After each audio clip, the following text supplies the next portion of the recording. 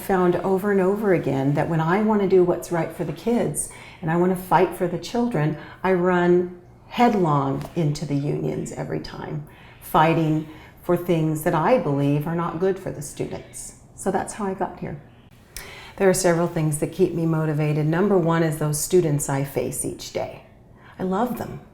I became a teacher because I just really love little children and I love imparting knowledge. There's no better job. Getting to be in front of little children every day and educate them and watch their faces light up when they get it. There's just nothing better. Millions of people, just because we're public sector employees, just because we wanted to educate children or we wanted to be firefighters or police officers or whatever the job is, we've been denied our freedom of speech and our freedom of association for decades. We have been forced to fund a union that speaks on our behalf whether we like it or not. And in many of our cases, we don't like it.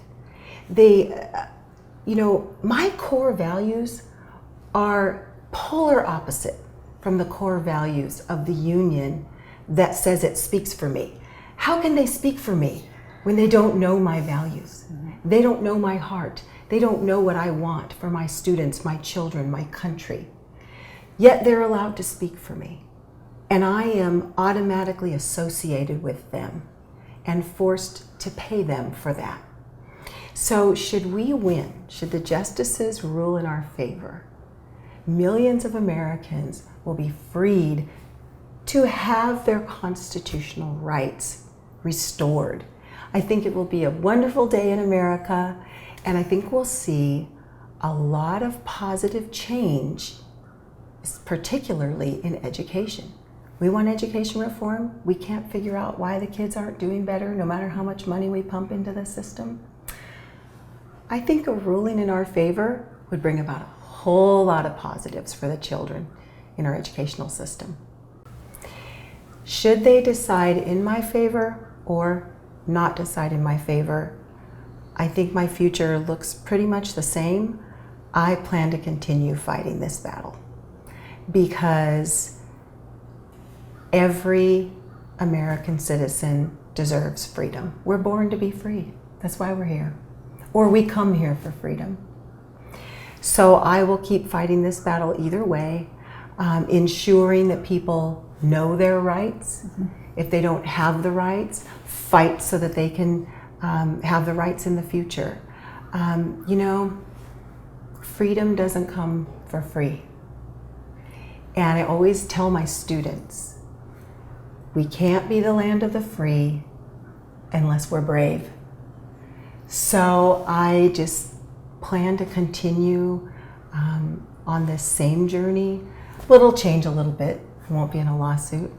But just to continue doing whatever I can as a private citizen to make a difference in this country. I have noticed that people of every political stripe agree with our argument once they hear it, once they take the time to sit and listen to us. Unfortunately, because the unions have so much power and money, they're able to drown us out. And they're able to sort of put a spin on our message. And so the American people haven't gotten the truth.